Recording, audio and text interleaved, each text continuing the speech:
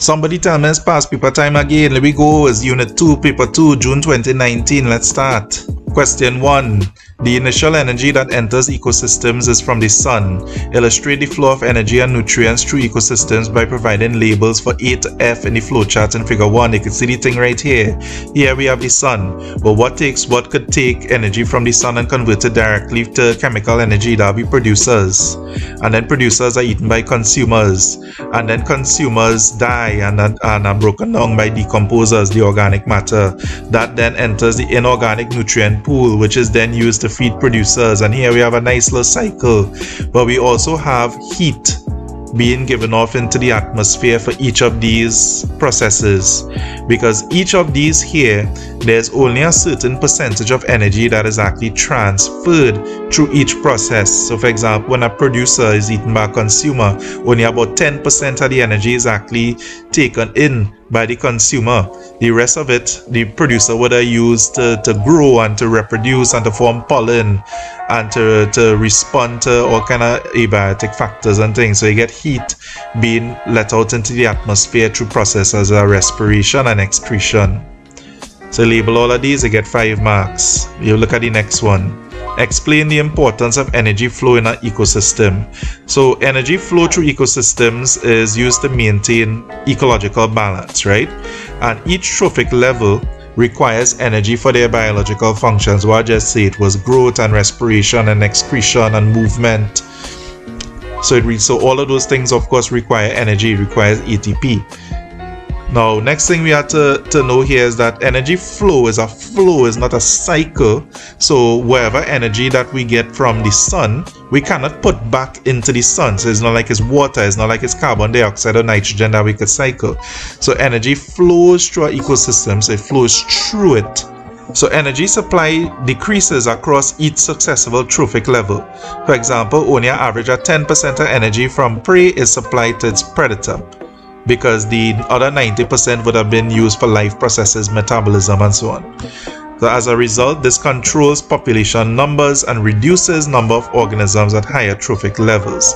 So if you have for example, if you have a pyramid of numbers, the apex predator, whether it be a hawk or a lion or a crocodile or wherever is at the top of the food chain in wherever habitat, you're gonna have the lowest amount of organisms there, the lowest number, and the highest number is gonna be the producers and the primary consumers, the herbivores. So that is to ensure that predators always have food. So the predator population is smaller than the prey population. If it was reversed, if the prey population was smaller, but the predators wouldn't have nothing to eat and they would die, they'd have to migrate, find food elsewhere. Part 3. Explain why only a small percentage of the energy from sunlight that reaches terrestrial environments enters the ecosystem. While only a small fraction of the energy from sunlight reaching Earth is used for photosynthesis to produce food for consumers in a food chain. So remember, for the sunlight that reaches Earth, it has to come into contact with the leaves. The leaves have to be exposed to the sunlight, and much of the Earth, you don't have the plants, it is not all of the Earth is covered with plants. So a lot of the sunlight there just reaches, the soil and so on, as get absorbed or reflected back into the atmosphere. Next thing we have to look at is that out of the entire color spectrum of sunlight, which is Roy G. Biv, red, orange, yellow, green, blue, indigo, violet, all those colors there. Well, chlorophyll is green because green light is actually reflected. So a lot of the light is reflected from the waxy cuticles and the leaves. Red and blue are absorbed by chlorophyll and green is reflected. So there's only some of the light that is actually absorbed by the leaf itself. Now, if you have abiotic factors like water, carbon dioxide, and temperature, this is going to affect rates of photosynthesis. So areas where you have heavy drought, or it's too cold, or it's too hot, enzymes might not have enough energy to actually carry out their processes, or they might be denatured, or the water wouldn't be available for photosynthesis. Photosynthesis rates would drop unless light energy is utilized. Only a small share of sunlight comes into contact with leaves. Right, so just note this: leaves must have a broad lamina and be numerous in number for absorption to be effective. Otherwise, the sunlight is just going to hit the ground. The process of photosynthesis itself uses energy that is released as heat into the atmosphere. If you're familiar with glycolysis, and like glycolysis for the whole respiratory process, glycolysis itself needs energy to kickstart the process. So the same thing with photosynthesis. Photosynthesis itself requires energy to make energy. It's kind of like how you need money to make money, you know what I mean? So the last part here is that some plants are not consumed by primary consumers. So all that stored energy in carbohydrates are not passed along food chains. So think about all the plants out there that are not eaten by animals. I mean, that's a good thing. But that energy is not transferred to consumers. Instead, what will happen is that will be cycled in the inorganic nutrient pool when those leaves fall off or those plants die. But they wouldn't be passed on to other organisms, at least when the plant is not eaten. Mitochondria are important for making energy available within cells. Figure 2 is an incomplete diagram of the longitudinal section of a mitochondrion, showing only the outer membrane. Complete the diagram in figure 2 and include labels to illustrate the structures of a mitochondrion. So here I have is 5 marks. So you want to have 5 labels, or at least 4 labels with the drawing inside. What you want to have here is the inner membrane being like folds. So you're going to have little folds here. And what I could have also put here, I didn't put it here, but you could have put like little dots along the folds here, and those would have been the ribosomes along it. You're going to have the outer membrane, you're going to have the inner membrane, and you're going to have the intermembranous space. Inside these folds here, this is called the matrix of the mitochondria, and the folds themselves are called cristae. Part 2. Explain how the structure of the mitochondrion is important for its function and respiration. So this is kind of like we annotating the 4 or 5 things that we had there. And this is a good 8 marks. So you want to have 4 descriptions very well written. So the outer membrane contains transport proteins needed for the passage of pyruvate, which is a 3-carbon sugar, which is produced during glycolysis, into the mitochondria. The intermembrane space aids in the movement of substances between the outer and the inner membranes, aiding in oxidative phosphorylation. Phosphorylation is just the addition of phosphates to a molecule. And this also contains the electron transport chain. The cristae on the inner membrane increase the surface area of the inner membrane so that more ATP synthase, which is the enzyme that actually helps produce ATP, may be placed there for greater production of ATP. Finally, the matrix is responsible for converting pyruvate to acetyl coenzyme A and eventual production of citrate from oxaloacetate in the Krebs cycle. Question 2. Impaired glucose tolerance is a risk factor for certain diseases. An oral glucose tolerance test was administered to persons with normal glucose tolerance, so NGT, and impaired glucose tolerance, IGT1 and IGT2. Blood plasma glucose levels were monitored at 30-minute intervals for 2 hours. Here we can see on the table. Alright, so you can see from the table we have the time, and we have half-hour intervals here until it reaches 120 minutes, which is 2 hours. We have the plasma glucose levels for 3 sample groups. We have normal glucose tolerance, NGT, and impaired glucose tolerance for 2 samples here. Now just a quick look at the table. We could see that as the time goes on, after the person has been given some sugars, some food, we can see that the normal glucose tolerance, that their blood glucose level rises, but then steadily drops back to a relatively normal rate after 2 hours. Let's look at impaired. Now each person sort of started similar, which is the range of 5.4 to 6.4, around there.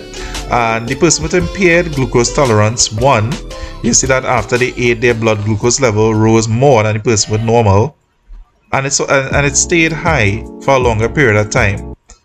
It didn't go back down to normal. Same thing with the second person. Their blood glucose level rose, but then returned to normal at least fast enough. Eventually it would just take a longer time than this person with normal. So they say on the grid provided, plot a line graph of the data provided in table 1 with time on the x-axis. Here you'll see what the graph looks like.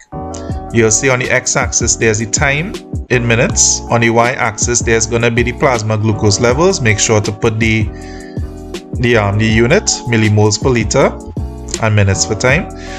And Once again, make sure that the scales occupy at least, each axis occupies at least half of the space, and use a key or legend, or at least label each line, because there's 3 different sets of data here. They said state 2 key observations that can be made based on the results of this study. So there's only 2 marks, so you only need 2 basic observations. I have 3 here. Normal glucose tolerance persons always tend to be below 9 millimole per liter even after oral intake of glucose. Persons with impaired glucose tolerance will generally be above 9 after the oral intake of the glucose. Their own didn't go back down. And persons with impaired glucose tolerance too tend to have a higher plasma glucose level than persons with IGT-1 over the same period of time. Part 3. Explain the mechanisms by which glucagon and insulin function to maintain a normal concentration of glucose in the blood. Okay, so glucagon and insulin are 2 hormones that work in a negative feedback system to control blood glucose concentration. Just to give you a basic example here, if you eat some pancakes with syrup, your blood glucose level is going to go up as that glucose is being absorbed into your bloodstream. What the insulin would do is allow that glucose to be converted into glycogen so it could be stored in your cells. Insulin is like the key that allows the glucose into your cells, very, very simply speaking.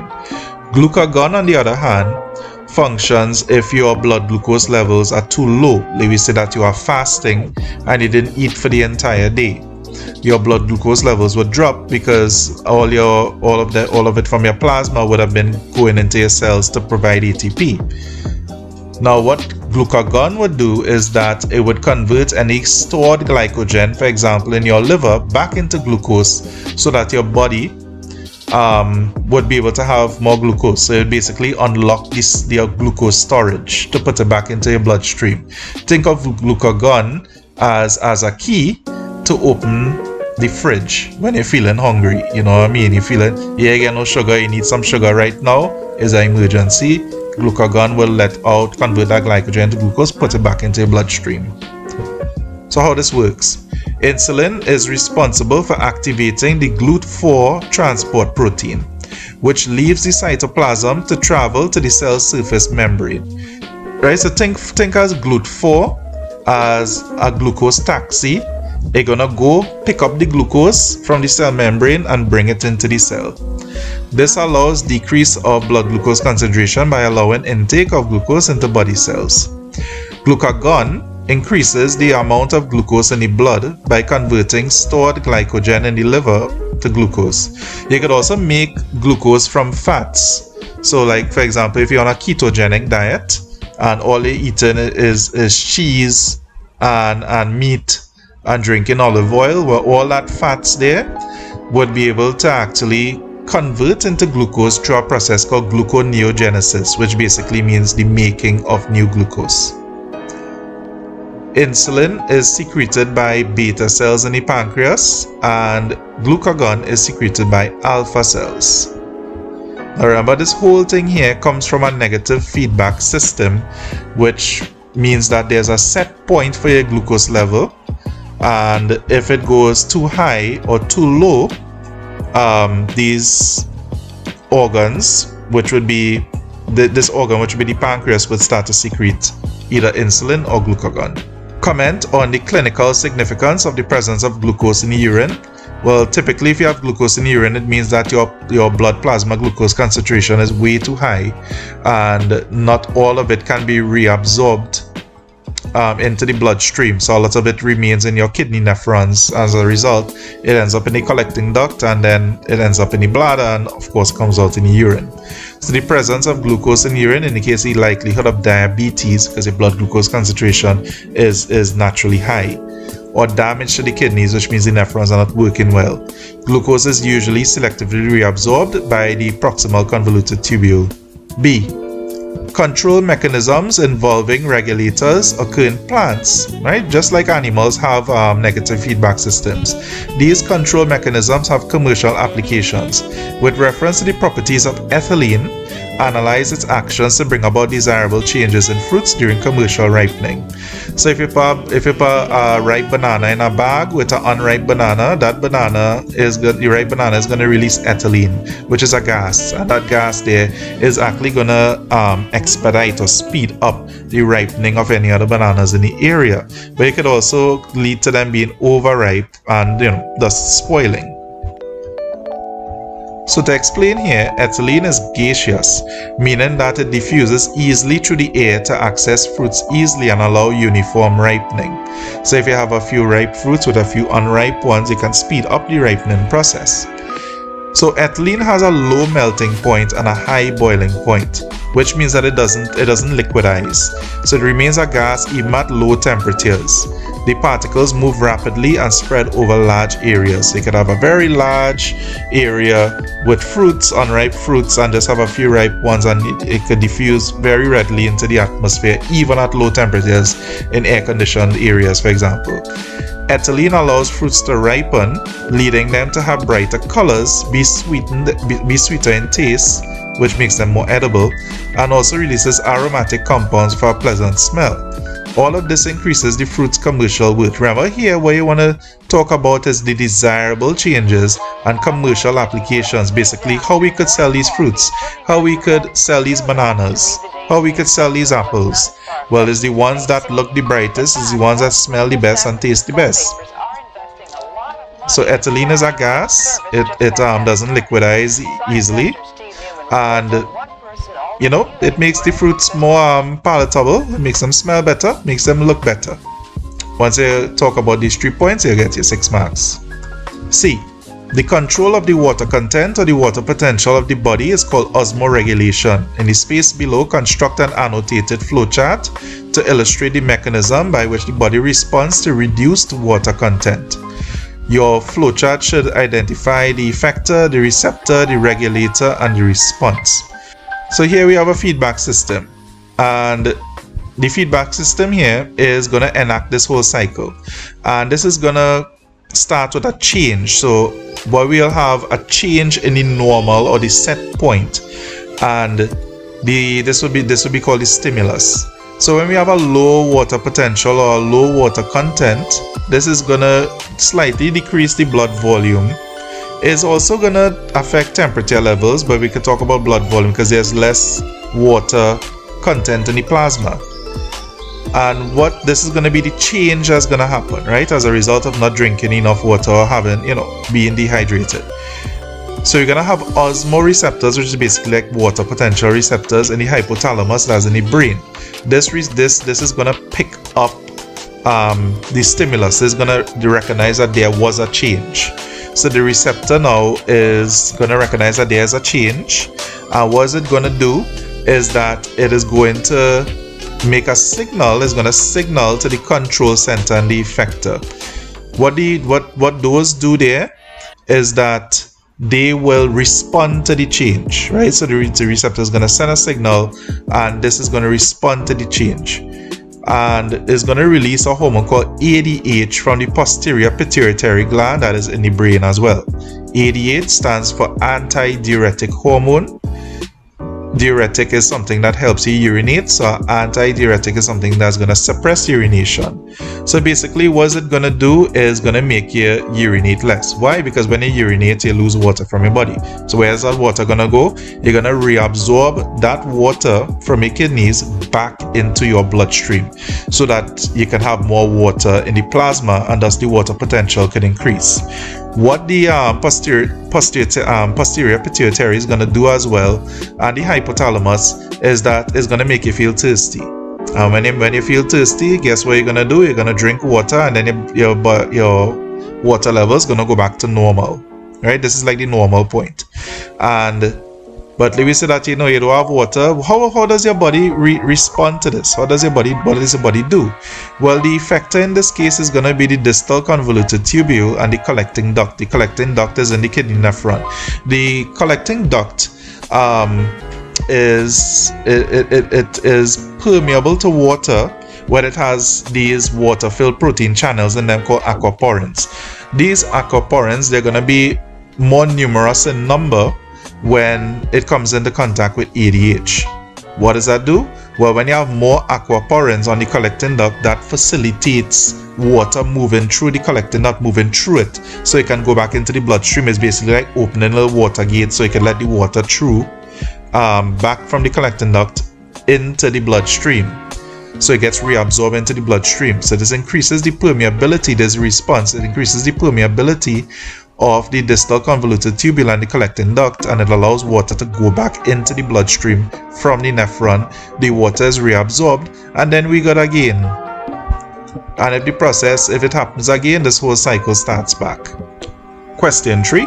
The Aedes mosquitoes are widespread throughout the Caribbean and are associated with the spread of viral diseases such as Zika, dengue, and chikungunya. This is the Aedes aegypti mosquito they're mostly talking about.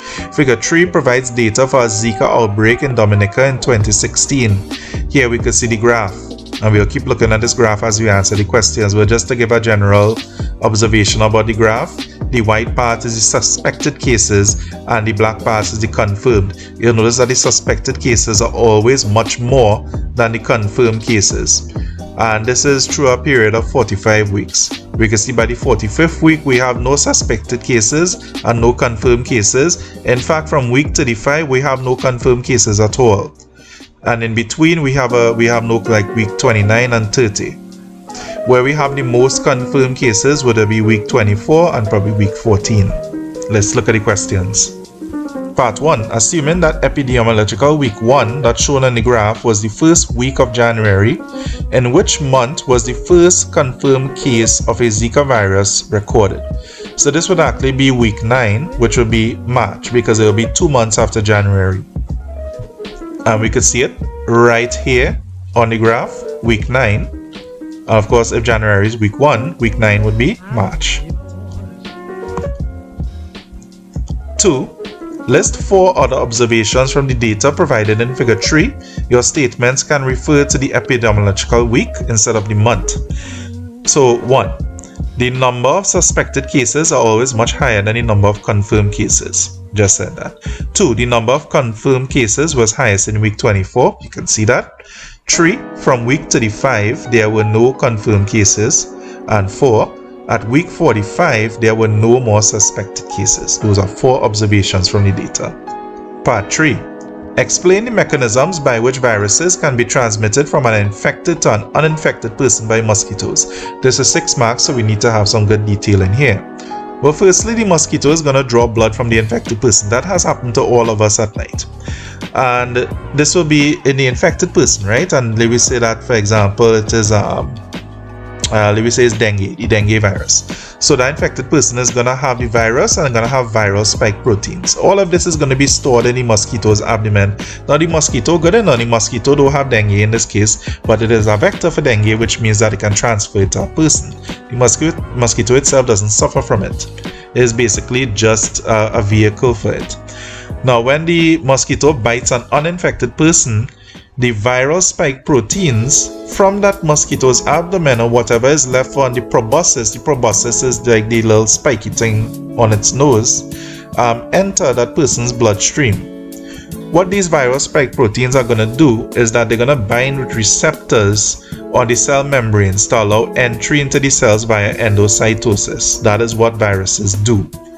The viral capsid breaks down, releasing RNA. RNA uses the enzyme reverse transcriptase to make multiple DNA copies of itself. Basically what it is doing is that think of it as it is rewriting code for the ribosomes and the nucleus, and is telling that make this instead, make this virus instead. Don't make the things they usually make this virus instead. Make more viral proteins, make more spike proteins. New viral proteins are synthesized in the rough endoplasmic reticulum and the ribosomes, and then the new viruses are packaged into vesicles by the Golgi apparatus. The vesicles fuse with the cell's plasma membrane to produce its phospholipid coat. This is why it has this capsule around it, right? The virus exits the bloodstream via exocytosis, and thus it could go to more cells to infect more cells. Let's look at B. Vaccination can be used to control the spread of mosquito-borne diseases. with the aid of a label graph showing blood antibody concentration over time after vaccination, explain 3 ways in which vaccinations work to reduce the spread of diseases. So what are we seeing on this graph? Here we have the initial exposure. This would be the detection of an antigen or a pathogen in the bloodstream. For example, the dengue virus or malaria protists. And what's going to happen here is that when it detects this, it's going to stimulate your white blood cells to release antibodies to eradicate the pathogen. This is called the primary immune response. You know, the amount of antibodies is not that much.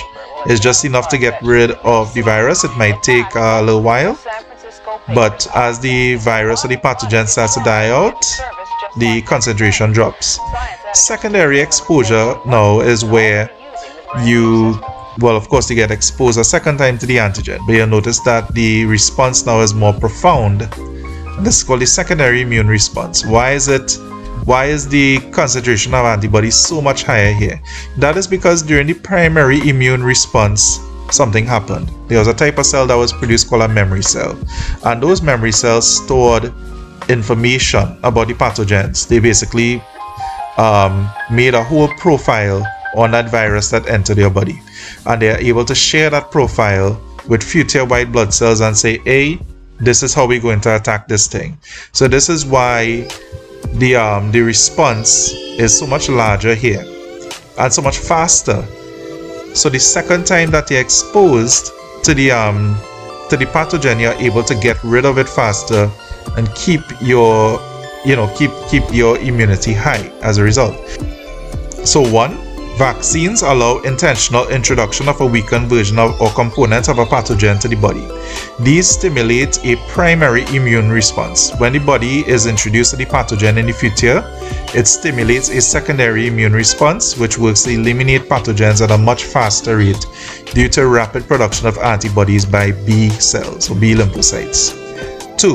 The primary response also stimulates production of memory cells, which store data about the antigen or pathogen long term to quickly bring about secondary immune responses. And 3, since viruses reduce the rate of infection and thus number of infected individuals, it reduces the risk of spreading pathogens to uninfected individuals until infection rate is so low that the disease is considered eradicated. This is called herd immunity, and this is what a lot of people are striving for when they're trying to vaccinate against things like polio and even COVID-19. They're trying to get enough people vaccinated because those people act as a shield for the unvaccinated.